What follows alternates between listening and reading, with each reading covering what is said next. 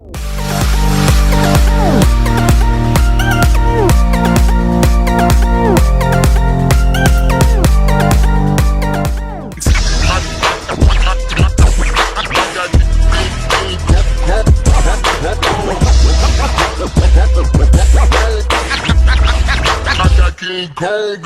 back. Rodrans for Black and White on Pop Culture. Wow. Mandalorian season finale, season 2 finale, The Rescue. Directed by Peyton Reed, who did episode 2 of this season. In my opinion, the worst episode of The Mandalorian ever. Now, we're going to do this podcast style. It won't be as long as last week's, so never fear. Also, I'm probably going to try a different kind of thumbnail on this episode. It'll be a little longer because we are going to talk not only about The Rescue, spoilers in this, big-time spoilers, letting you know. We're going to also talk about the Book of Boba Fett. I'm going to give a little speculation on that. And where all this could be headed, or at least where I hope it's headed. Okay. Now, episode starts out, the Slave One is chasing a Imperial transport. And they basically have a little back and forth. Dr. Pershing is on there, the clone doctor. And they disable the Imperial transport. The Slave One fires an ion cannon. And Boba Fett's like, we're boarding. And, man. This is unbelievable. I'll tell you, I've seen this episode 6 times already. 6 times. And, so, shocking. I mean, look, it's something I called over on my channel. I just didn't think it would be this soon. I didn't. And I'm going to point something out towards the end. You know what? I'll point it out now, just so I don't forget. This felt like a series finale. It did. I was like, good God, they could end the series here if they truly wanted to. If they truly wanted to, because Grogu's story completes. In a lot of ways, it just completes. Okay, yeah, we might find out something about him later, or he might even get a series later. But his connection to Mandalorian, his mission involving that entity came to a complete. Now, they had a back and forth, and we'll get into all that.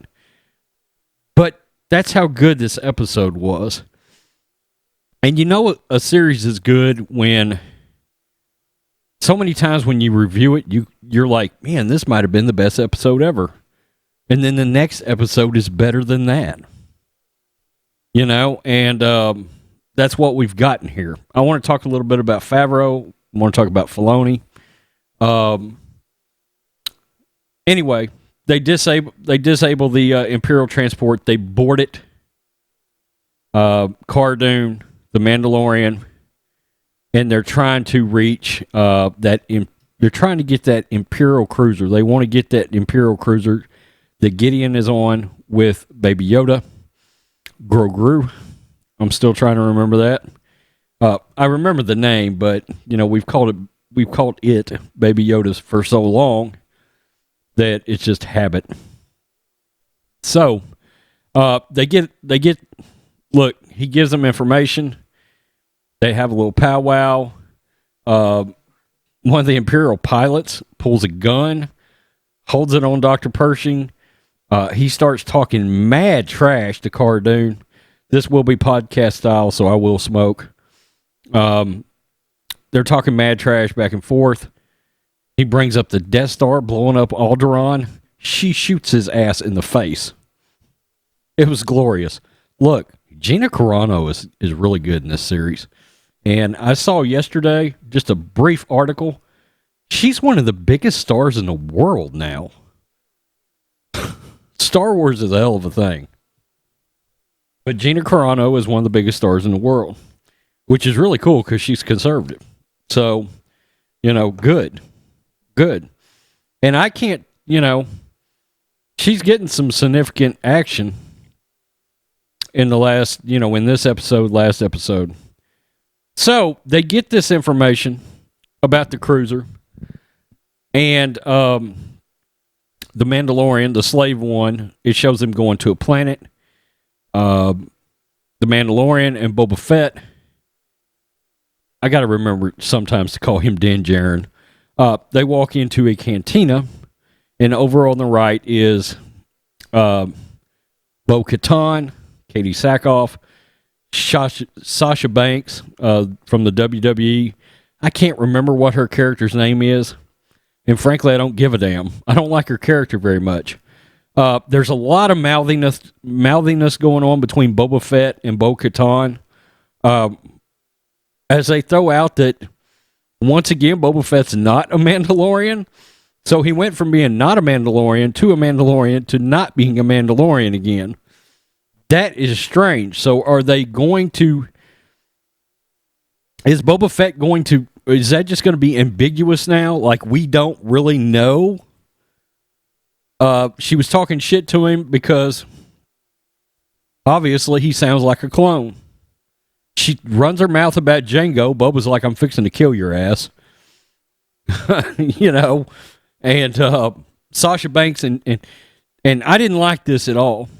Sasha Banks and Boba get into it, and it's kind of a stalemate. And I'm thinking, why is Boba Fett not owning this ass? Okay, so I didn't care for that. I didn't. I felt like she went a little too toe-to-toe with, what's supposed to be the baddest man on the planet outside of Force users, right? So I didn't love that. Sometimes I feel like that may be the influence of Dave Filoni. Sometimes. Maybe it's the fact that I just don't like Sasha Banks' character very much. I just don't. She's highly unlikable on screen, in my opinion. Now, if Boba and Bo-Katan would have went back and forth like that, I wouldn't have had a big problem with it. So it's not a woman issue. I wouldn't have had a big problem with it because I've seen Bo-Katan. There's precedent for it there that she is a true badass. Okay? I don't know this other person. I understand, maybe they're trying to set precedent, but it just comes across as forced woman power at that moment. And we have another instance of that later. And it's really my only two flaws of the entire episode. Okay? They talk about Moff Gideon. Mandalorian's like, look, they got the kid. I can get you to Moff Gideon. And she's like, all right, let's go. So they devise this plan where they're going to board the ship. They're going to have the Slave One chasing the Imperial transport in. They're going to come out of hyperspace. It should be noted, they were in hyperspace together right behind each other. This was before we knew about hyperspace tracking, okay? Remember, that didn't come about until Rian Johnson's pathetic, terrible plot point. It's one of the things I hate about The Last Jedi. I hate hyperspace tracking. I hate it. I've said many times on the old channel, there was always something great about the fact that if you could get to your ship and hit light space, you were safe. I hate light speed tracking. But maybe as long as the coordinates are together, I don't know, maybe they can follow each other. Doesn't ruin anything for me. I just noticed it. I didn't count it as a negative, but I noticed it. Now they come out of light speed hyperspace, and the Slave One is firing. He's calling Bo-Katan princess. Kind of interesting.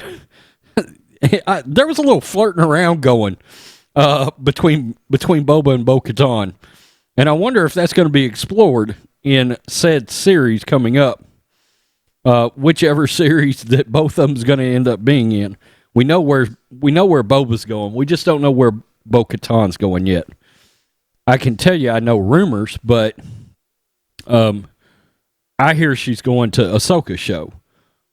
I don't know. Okay, I don't know. Maybe, but that's what I've heard.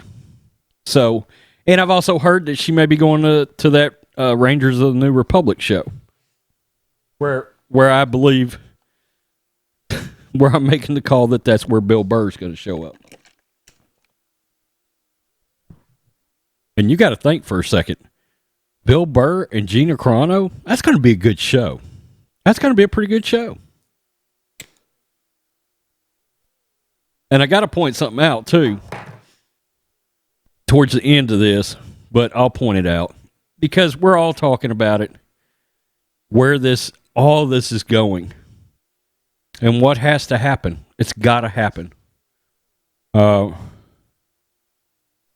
got to happen for the fandom. It's got to. Or all of this is for nothing. You know, which is the fear.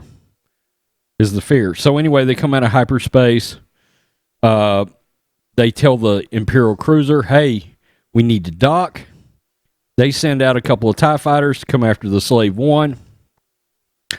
Boba's shooting at them, trying to make it look good, like there's a dogfight going on.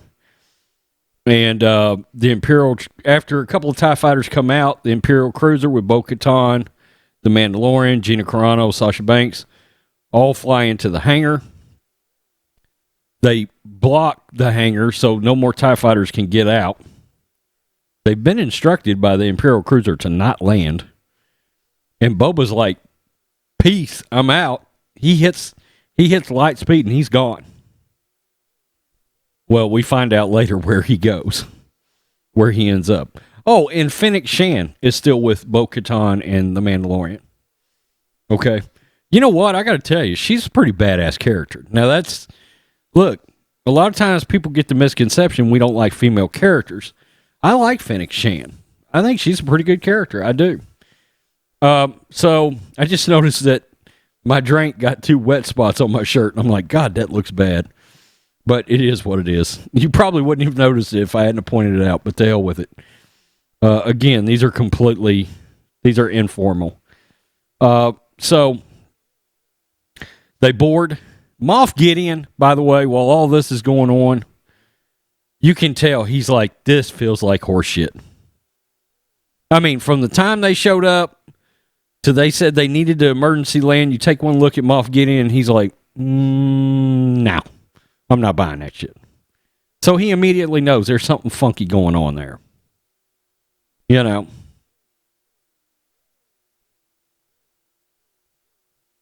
The Imperial transport's door comes down.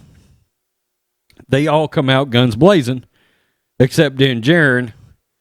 He comes out last after they've sort of paraded off the stormtroopers because he's going in one direction, they're going in another. They're trying to get to the bridge. He's trying to get to the detention center. Okay, and he's trying to make sure that the dark troopers, who are droids now instead of people, and we'll talk about that a hair too. Well, we can talk about it now because we're heading in that direction. I don't like them being droids as much. I don't know why, but they felt more imposing and more dangerous when I thought there was a person inside those. This is a generation, I think the guy said 3.0. Supposed to have eliminated some of the imperfections because now they got droids. But these droids, in a lot of ways, feel kind of dumb. And I will say this.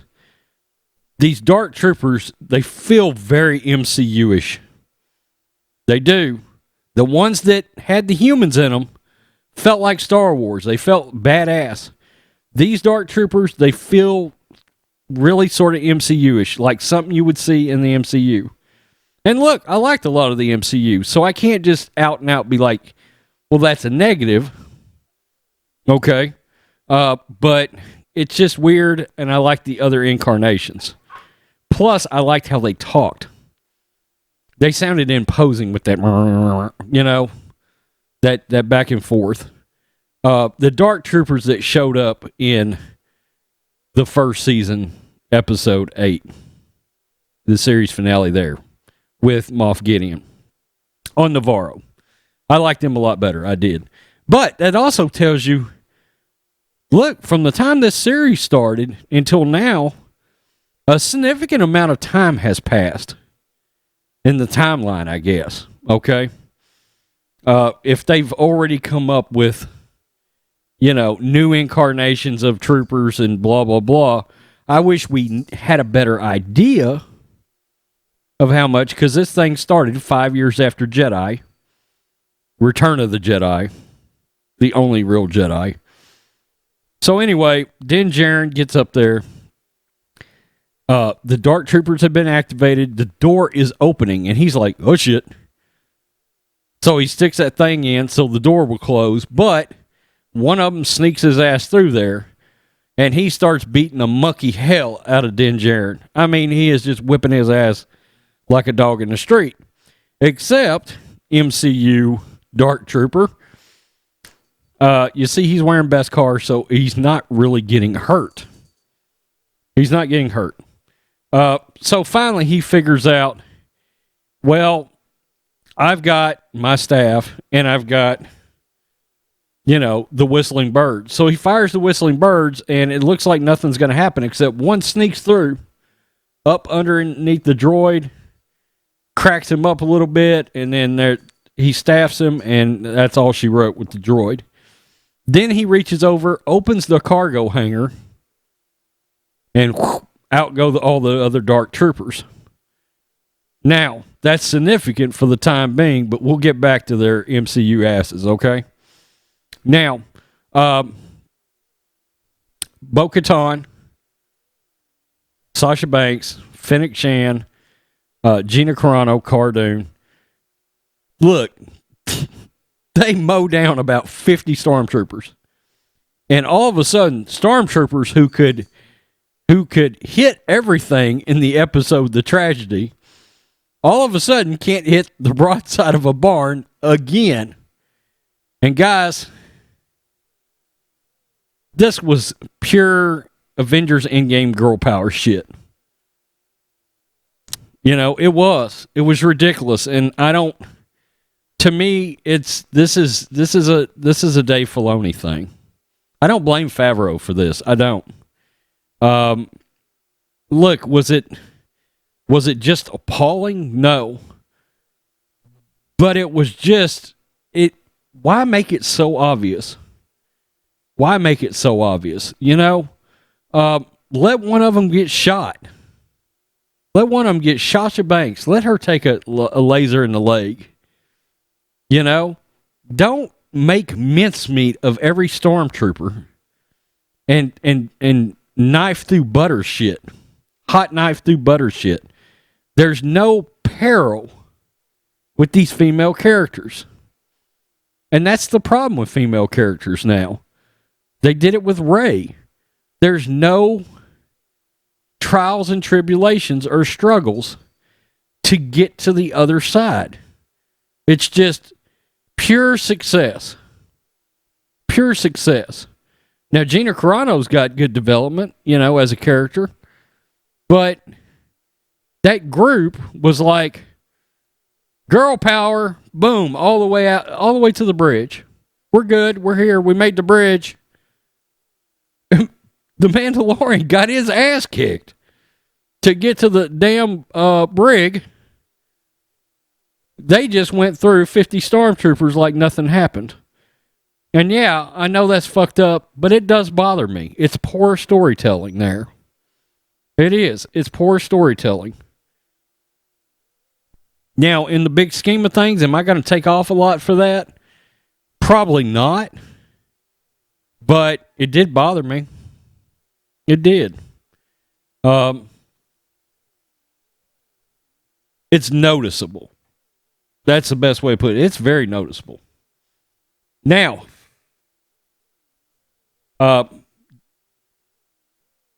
door opens to the little brig there, and Moff Gideon's in there with Grogu. He's got the dark saber ignited right over his head. There is back and forth between Din Djarin and Moff Gideon. And essentially, he's like, hey, I just want the kid. He's like, you don't want the saber? And he's like, no, I don't give a shit about that saber. You can keep it. Moff Gideon's like, I already got what I wanted from the kid, so if you'll take the kid and get the hell off my ship, we're good. And Din Djarin's like, okay, I'm good with that. Would have been an interesting conversation between him and Bo-Katan later. But, because he's agreed, and I don't know if we noticed this, because I feel like it's going to be the plot point of season 3. He agreed to help Bo-Katan with this whole Mandalore thing. Okay, so, and that's going to be interesting as hell. It is. It is. I got to tell you. Well, they can't pull it off now, not unless they retcon Rebels. But I was going to say, wouldn't it be odd if Darth Maul shows up again?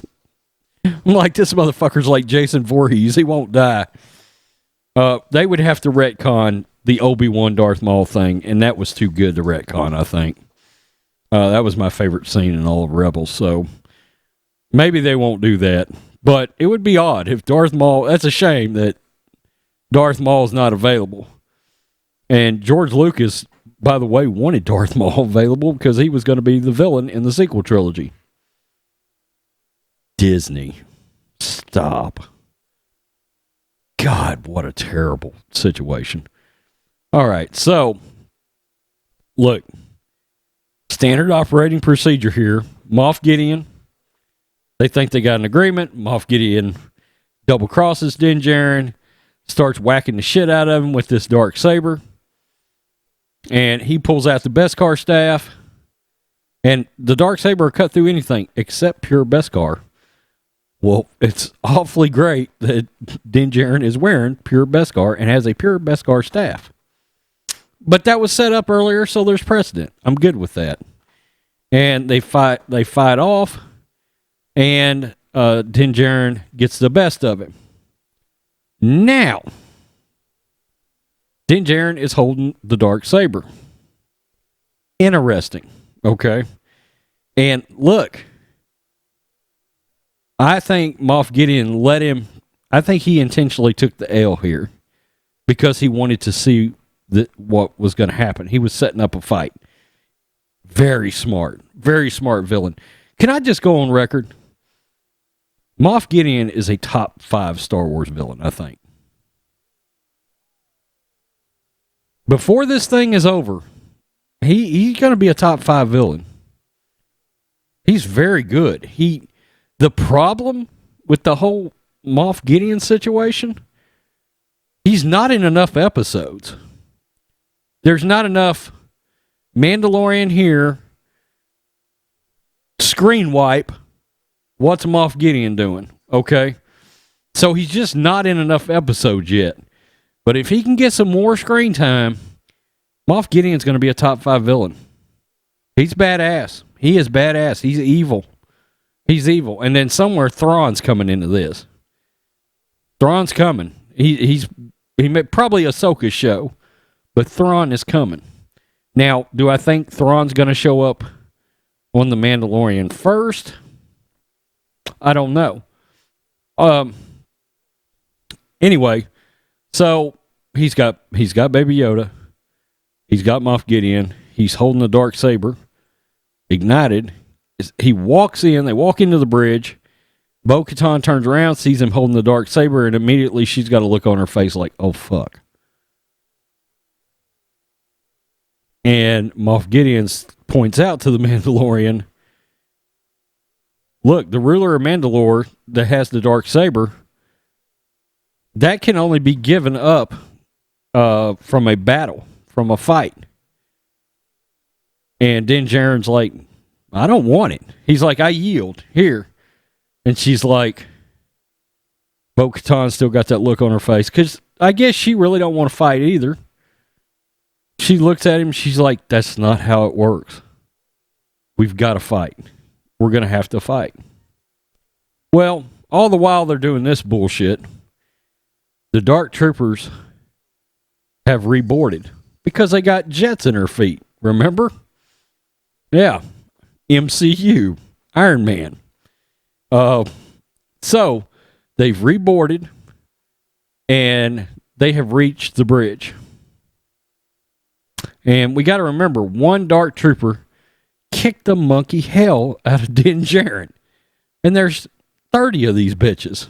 50 of these bitches. I don't know. There's a ton of them. And look, they because they're droids, they got superior strength. They're banging on the door's starting to cave in. And they're all looking at the door like we're fucked. We're fucked.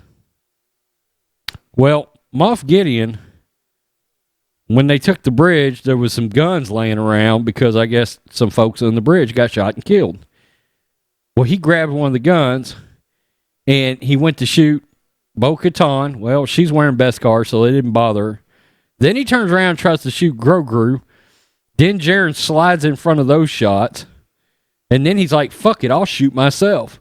And Cardoon's like, no, bitch. Boom. Hits the gun and then knocks his ass out. I love her character. I really do. She's so rugged, man. Yeah, so rugged. So, knocks his ass out. Well, the Dark Trooper's getting closer and closer. And there's such good tension here. They've all turned towards the doors. They've got their guns raised. And Moff Gideon is kind of woke back up here. And he's like, you do realize after a valiant stand, you are all going to die in this room. And they kind of shift the camera around to all the characters. And they're not dumb. They know he's right. Din Djarin is like, he knows he's right. Because he just fought one of these damn droids. And he knows there's 30 of them out there. And he was like, everybody in this room is going to die except for me and the child. And so they've got their guns raised, but it's looking bad. And then all of a sudden, beep, beep, beep, beep, beep. Now, I've got to set the mood for you. Much like the Boba Fett episode.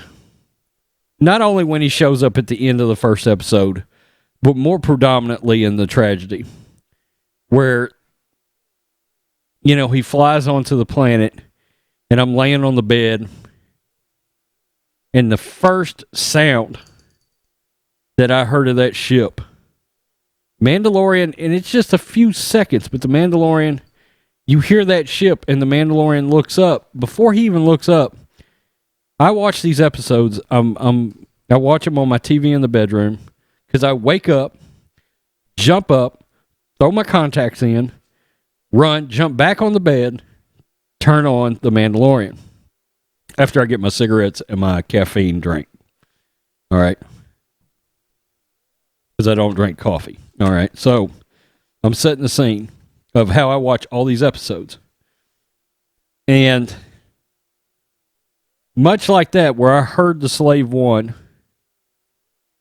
unmistakable sound, I can recognize it everywhere, from Empire, from when Jango had it in Attack of the Clones. And I heard it, and I jumped out of the bed, and my TV is 12 foot across the room from the bed. And I ran over in front of the TV, and I'm standing there 4 foot away. This is during the tragedy. And I'm already, my eyes are welling up a little bit. I'm getting a little misty. And by this point, they've shown the Slave One. And I'm starting to kind of stand there and bounce. And I'm like, oh shit, oh shit, oh shit, Boba Fett, Boba Fett, Boba Fett. And you guys know I'm a massive Boba Fett fan. He's my third favorite character. Han, Chewie, Boba. The Mandalorian has flew into my top 10. I can tell you right now. He has flew into my top 10. I owe you guys a top 10 updated top 10 characters list now that the Mandalorian's out. I need to do that. Maybe top 15. Maybe I can top Matrix in. We almost did this live.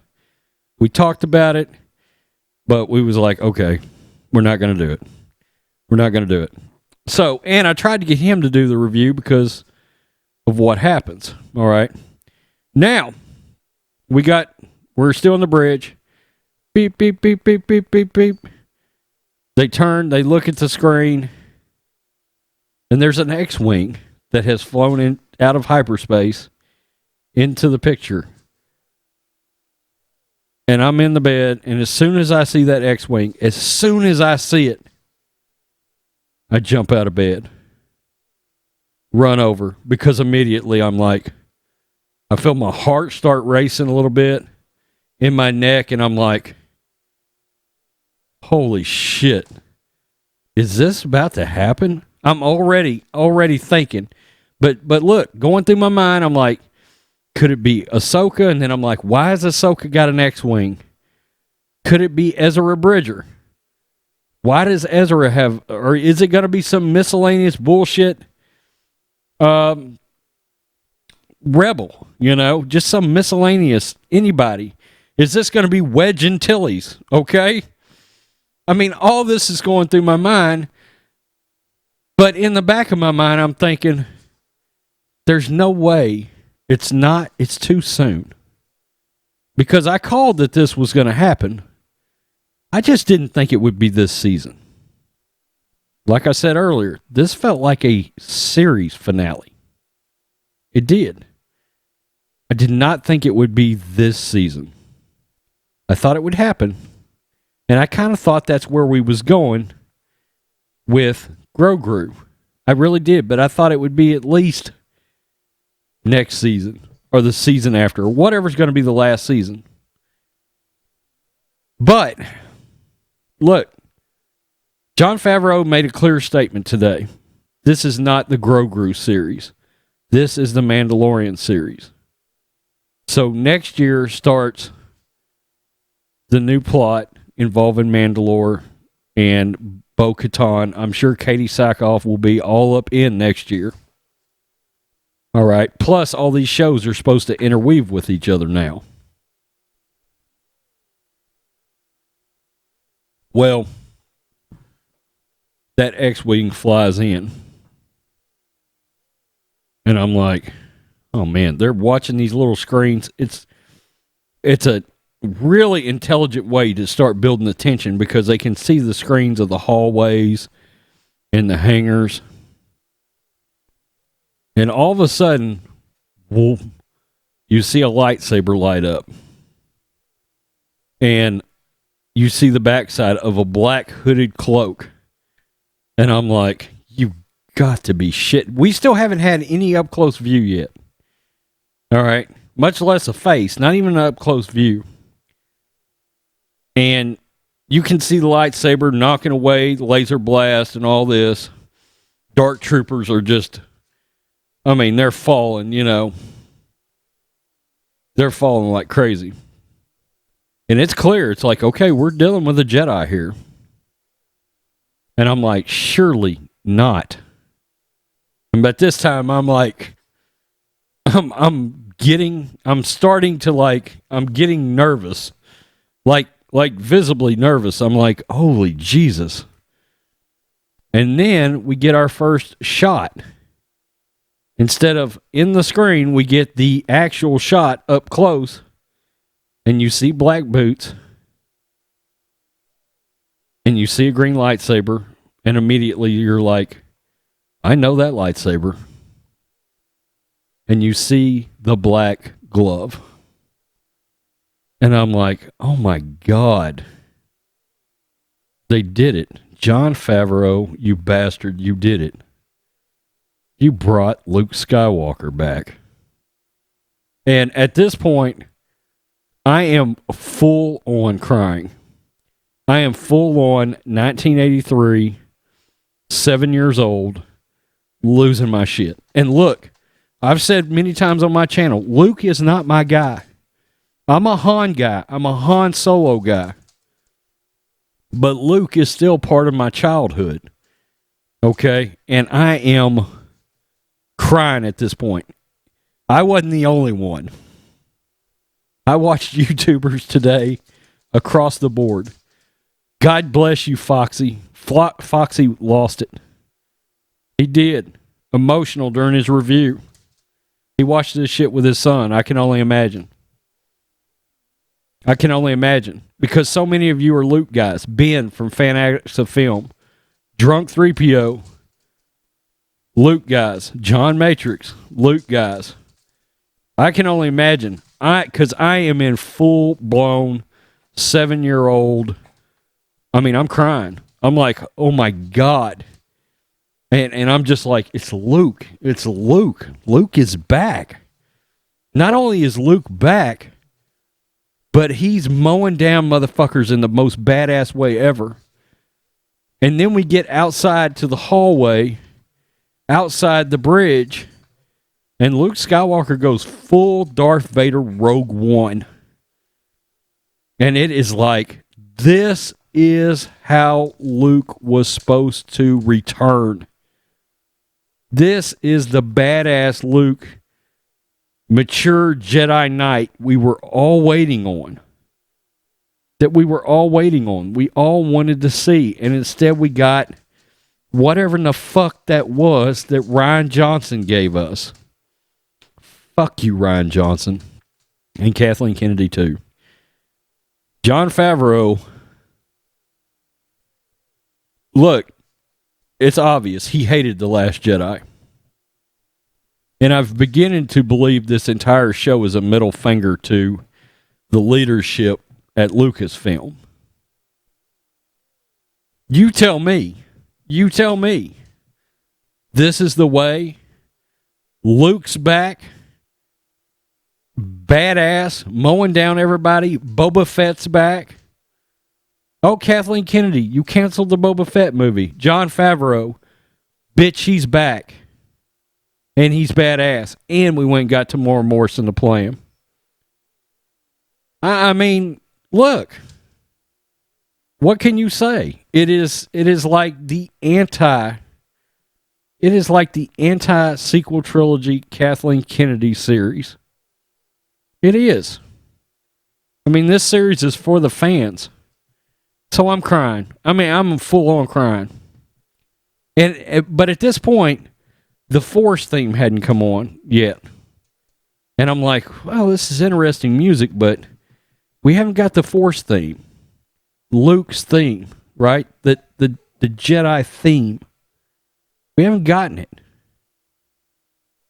And he gets through all the Dark Troopers. And at this point, it turns to Grogu. He's watching the screen, and as Luke gets closer, he turns and he starts looking at the door. Din Djarin's watching all this, and he's like, he knows. He's like, he's here for the child. And already you can feel the sadness coming off of Din Djarin. Already. Damn, I said this wasn't going to be very long. It's pretty long so far. But you can feel the emotion already coming off of, he's still got the helmet on. But you can tell there's excitement for the child, but there's dread because the child is leaving. Already. The door hadn't even opened yet, but he knows. Well, he picks up Baby Yoda, and he tells everybody, open the door. They don't want to. They said, Fennec Shand said, are you crazy? He says, open the door. He walked over, and he puts Grogu down in a chair. He hits the door, opens it. Black cloak figure walks in, and the camera comes in. You're like, you're just like, I can't believe this is happening. And then the theme starts playing. As he pulls the hood back, the theme starts playing. And I am in full blown, I am a mess at this point. A mess. I'm like, this is Star Wars. This is what Star Wars is supposed to be. Star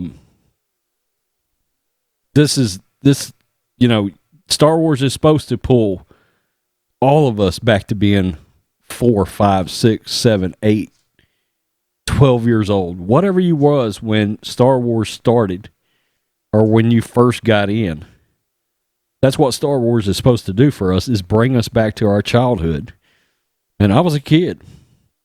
I mean, I couldn't believe it. And look, they pulled one of those deep fake things and de-aged Mark Hamill, and it was Mark Hamill. His name's in the credits, by the way. And on a scale of 1 to 10, it's only about a 7. Looks a little dodgy, okay? It does. But it took nothing away. It took nothing away because you knew, you understood. You was like, this is fine. This is fine. You gave the fans what they wanted. You made your point. It's a triumphant return. And this is great. So, and he tells Din Djarin tells Grogu, okay, go with him, or he's like, he doesn't want to go with you. That's what Din Djarin says to Luke Skywalker. He doesn't want to go with you. And Luke looks at Din and says, he wants your permission to go. And I'm like, and then all of a sudden the emotion is like, I go from being emotional over Luke Skywalker to all of a sudden I'm emotional over Baby Yoda and Din Djarin. I'm like, oh shit. All that is happening now. All that is happening. So he picks up Baby Yoda. He's looking at him. Baby Yoda reaches up and touches the mask. And I'm like, oh God. He wants him to take the helmet off. I'm like, fuck, takes it off. Look, this episode, last episode, Pedro Pascal is fucking knocking it out of the park. Knocking it out of the park. Look, all the miscellaneous, Pedro's not able to carry it by himself. That shit's over. Pedro has killed it. He has regardless of what you think about Pedro as a person, same thing can be said about Mark Hamill. Hollywood lunatics. But from an acting standpoint, last episode, this episode, Pedro Pascal murdered it. He killed it. Unbelievable emotion out of Pedro between him and Baby Yoda. He tells him it's okay. Don't be afraid. Go with him. He puts him back down. And the damnedest thing, Baby Yoda grabs him around the leg. And I'm like, oh God, y'all are ripping our guts out here, right? And he's like, he doesn't want to let go. Here we go again. R2 rolls in. Guts just spill out on the floor. Okay. I had to do a jump cut because I feel like leaving it in there. I really do. But R2, who, by the way, got completely sidelined in the sequel trilogy, R2 is more significant in a minute and a half of The Mandalorian than he is in the entire sequel trilogy. All the emotion conveyed that we were used to seeing out of R2 back in the day, we see it here.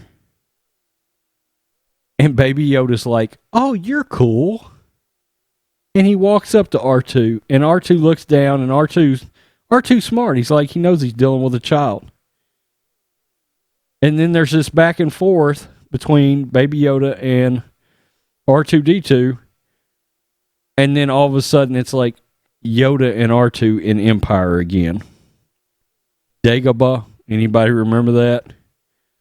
A great exchange between Yoda and R2 in that.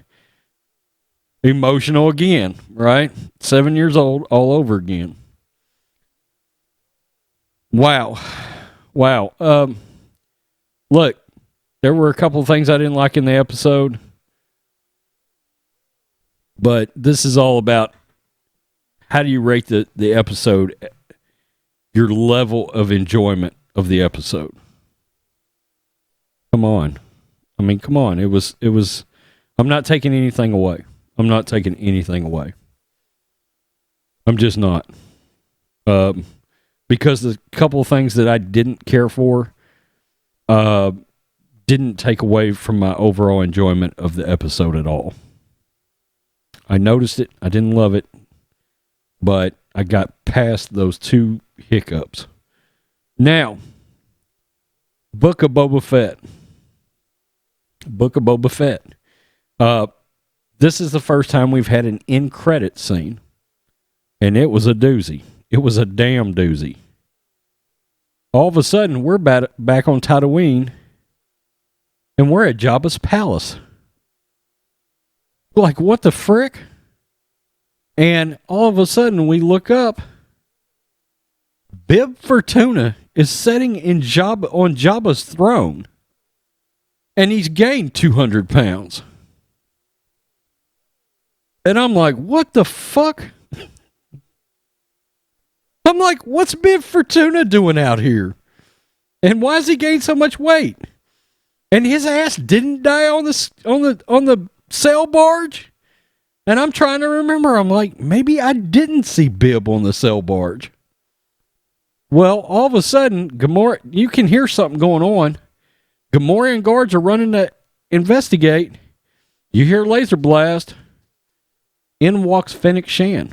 And you're like, uh-oh, what the hell's going on here? And then down walks Boba Fett. And immediately, Bib Fortuna is nervous as shit. He's nervous as hell. And he's like, oh, Boba, so glad to see you. So glad to see you. He's like, we heard rumors that something might be going on out there. Boba ain't said a damn word. You can just tell he's mad as hell. Like full-blown revenge tour action. John Wick 3. You can just tell he's mad. And I can only speculate because I've heard that in this series, we're going to see him escape the Sarlacc. That's how the series is going to start. I can only speculate that he knew people were back at the palace and it was like, bitches, you didn't come rescue me. Like maybe he got out pretty quick and was just wandering in the desert trying to survive forever. And he's like, none of y'all came looking for anybody? And I laid out there and suffered? Bitches, you're going to die. So Bib Fortuna's talking to him. Boba raises that rifle with one hand and blasts his ass. Jumps up on the throne, walks over, pushes Bib Fortuna's body up in the floor, and sits down on the throne, sets his rifle down, a la, and y'all are going to know as soon as I say it, he is sitting on that throne like King Conan. And that is not Jabba's palace anymore. That is Boba's. And then it flashes on the screen, the Book of Boba Fett, December 2021. So that's the Boba Fett series. Pretty cool. Pretty cool shit. I can't wait. Y'all know Boba's my guy. Now I'm going to make a prediction, and this is for Stephanie J. if she makes it this far. And look, it's 44 minutes. I said it wasn't going to be that long, and it ended up being that long. Stephanie J., I think this is where you're going to see Han and Chewie. Okay? Something's going to happen there. We're getting Han and Chewie at some point now. Now that we've got Luke, one of these series, we're getting Han and Chewie. It makes the most sense for it to be Boba Fett. The Boba Fett series. Also, I was wrong in this season about the Mandalorian. I thought we would get Cad Bane. There's your Cad Bane, probably. The Book of Boba Fett. We might get that finishing duel after all. So, we'll see. We'll see. That's not, this stuff. That's all I can do is make predictions and we can see. I got Luke right. I just got the timeline wrong. I thought it would be 2 seasons from now. I really did. I was shocked they went there this soon. But I give him credit. I give Jon Favreau credit. It's ballsy to move off of Baby Yoda. Okay? Because I think, unfortunately, not for me, but I think for a lot of people, I think a lot of people have been watching because of Baby Yoda. And it has been needing to get back to being the Din Djarin series. The Mandalorian series. This was the Mandalorian series, not the Baby Yoda series. Okay, so I'm fine with that. Let's see what other kind of trouble let's see what other kind of trouble they can get into. I kicked my audio cord. I hope it didn't fuck my audio up just now. Huh. We'll see. So I can't wait for that. Now, the one thing I've heard speculated, me and Stephanie J have talked about it. I don't know how likely it is. A lot of people are like, it's definitely happening. It's definitely not happening. The retcon of the sequel trilogy. It was the Mandalorian going to do it? I don't think so. But I think they're going to do it on the Ahsoka show. They're going to at least... I don't know that they're going to retcon everything about the sequel trilogy. But I think they could retcon Rey. I definitely think they could retcon Luke. I do. I think they're going to use the world between worlds and they're going to save Luke's character. I believe that's going to happen because I believe that the leadership at Lucasfilm, not Kathleen Kennedy, not the coffee fetcher, okay, not the pencil pusher, but Jon Favreau and Dave Filoni, they know Luke is crucial. And so's Han. So's Leia at this point. I think they're going to do something to save those original trilogy characters. I do. They got to do something. They got to retcon that sequel trilogy. They do. And look, Grogu can't fall victim to Kylo's Ben Solo's temper tantrum where he burns down the Jedi Temple. That can't happen to that character. It can't. And by the way, Ben Solo shouldn't be able to beat Grogu. Surely.